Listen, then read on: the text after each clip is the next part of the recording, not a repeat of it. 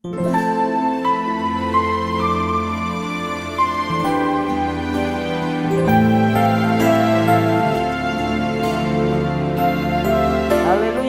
puji Tuhan.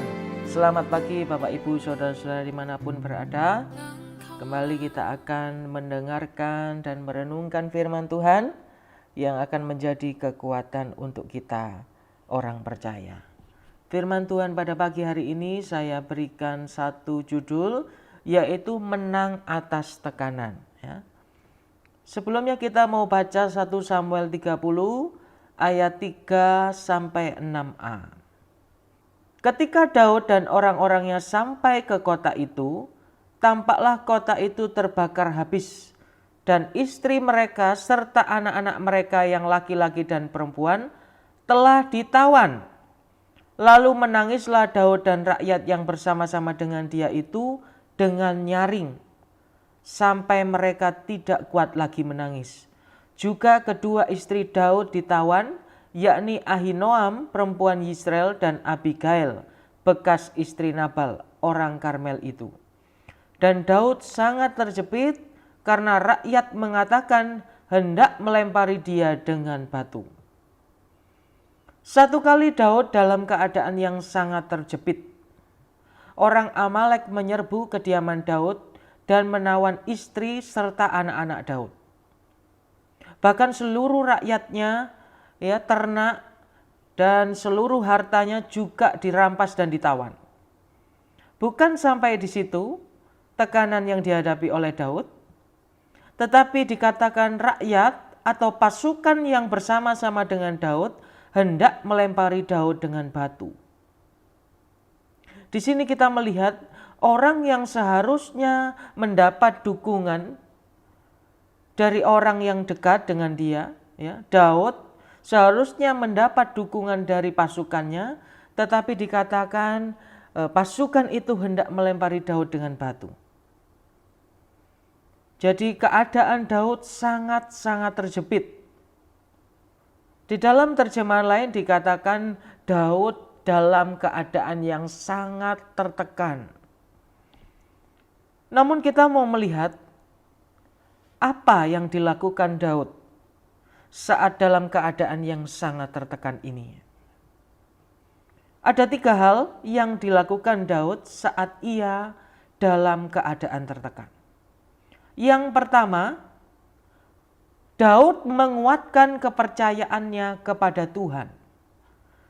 1 Samuel 30 ayat yang ke-6, dan Daud sangat terjepit karena rakyat mengatakan hendak melempari dia dengan batu. Seluruh rakyat itu telah pedih hati, masing-masing karena anaknya laki-laki dan perempuan. Tetapi Daud menguatkan kepercayaannya kepada Tuhan Allahnya. Saya ulangi, tetapi Daud menguatkan kepercayaannya kepada Tuhan Allahnya. Kata menguatkan di sini dalam terjemahan bahasa aslinya menggunakan kata repair, yang berarti memperbaiki atau memulihkan. Daud memperbaiki hatinya, Daud memulihkan hatinya untuk kembali percaya dan berharap kepada Tuhan. Secara manusia Daud sangat tertekan.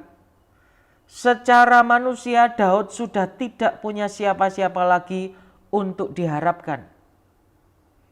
Tetapi Daud memulihkan hatinya, memperbaiki hatinya untuk kembali percaya dan berharap kepada Tuhan. Ya, inilah yang juga harus kita lakukan sebagai orang percaya. Di tengah tekanan kita bukannya mengasihani diri, jangan berputus asa, jangan menyerah, tetapi kita mau memulihkan hati kita, menguatkan hati kita, untuk kita percaya dan berharap kepada Tuhan. Itu hal pertama yang dilakukan oleh Daud, menguatkan kepercayaannya kepada Tuhan. Dan hal yang kedua yang dilakukan Daud saat dalam tekanan adalah Daud memakai baju efod. 1 Samuel 30 ayat 7 sampai 8. 1 Samuel 30 ayat 7 dan 8. Lalu Daud memberi perintah kepada Imam Abiatar bin Ahimelek, bawalah efod itu kepadaku. Maka Abiatar membawa efod itu kepada Daud. Kemudian bertanyalah Daud kepada Tuhan, katanya, haruskah aku mengejar gerombolan itu? Akan dapatkah mereka kususul? Dan ia berfirman kepadanya, kejarlah, sebab sesungguhnya engkau akan dapat menyusul mereka dan melepaskan para tawanan. Ya, Daud memakai baju efod. Baju efod biasanya digunakan oleh imam-imam untuk meminta jawaban dari Tuhan, untuk mencari kehendak Tuhan atas suatu masalah yang sedang dihadapi. Memakai baju efod di sini merupakan gambaran penyerahan total Daud kepada Tuhan. Menyerahkan masalah dan perkara sepenuhnya kepada Tuhan. Memakai baju efod di sini juga berarti memohon jalan keluar yang terbaik dari Tuhan.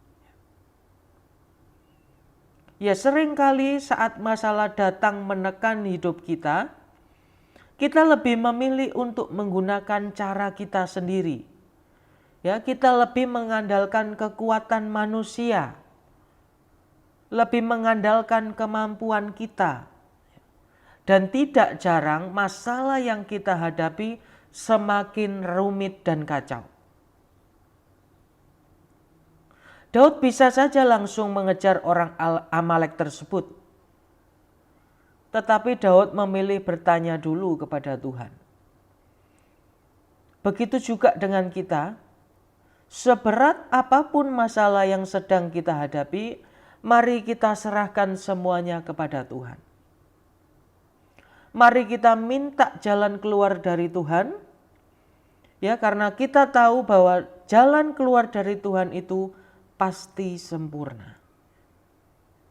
Itu adalah hal yang kedua yang dilakukan oleh Daud. Dan hal yang ketiga yang dilakukan oleh Daud saat dalam tekanan yang berat, yaitu Daud mengejar.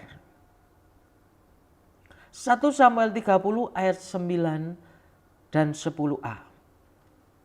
Lalu pergilah Daud beserta ke-600 orang yang bersama-sama dengan dia, dan sampailah mereka ke sungai Besor, sementara orang-orang yang mau tinggal di belakang berhenti di sana. Maka Daud melanjutkan pengejaran itu beserta 400 orang. Ya, setelah Daud memulihkan hatinya dan memohon jalan keluar yang terbaik dari Tuhan, sekarang giliran Daud untuk bertindak. Dikatakan lalu pergilah Daud beserta ke-600 orangnya. Di sini Daud bertindak atas dasar firman Tuhan. Firman Tuhan tadi berkata kepada Daud, kejarlah, maka engkau akan dapat melepaskan tawanan. Karena itu Daud mengambil satu tindakan, Daud mengejar orang Amalek tersebut.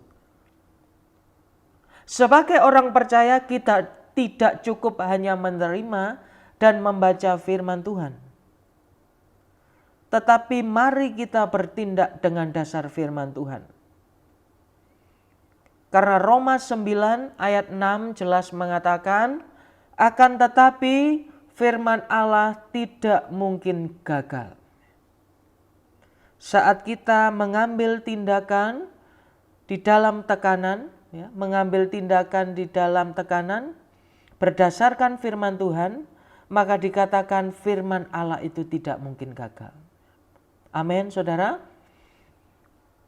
Dari hasil 3 hal yang dilakukan Daud ini, ya, kita bisa melihat hasilnya. 1 Samuel 30 ayat 18 dan 19. Daud melepaskan semua apa yang dirampas oleh orang Amalek itu, juga kedua istrinya dapat dilepaskan Daud. Tidak ada yang hilang pada mereka dari hal yang kecil sampai hal yang besar, sampai anak laki-laki dan anak perempuan, dan dari jaran sampai segala sesuatu yang telah dirampas mereka. Semuanya itu dibawa Daud kembali. Kita melihat saat Daud memulihkan hatinya, kembali percaya kepada Tuhan, menyerahkan masalahnya kepada Tuhan, dan mau bertindak dengan dasar firman Tuhan, maka ia dapat menang atas musuh-musuhnya.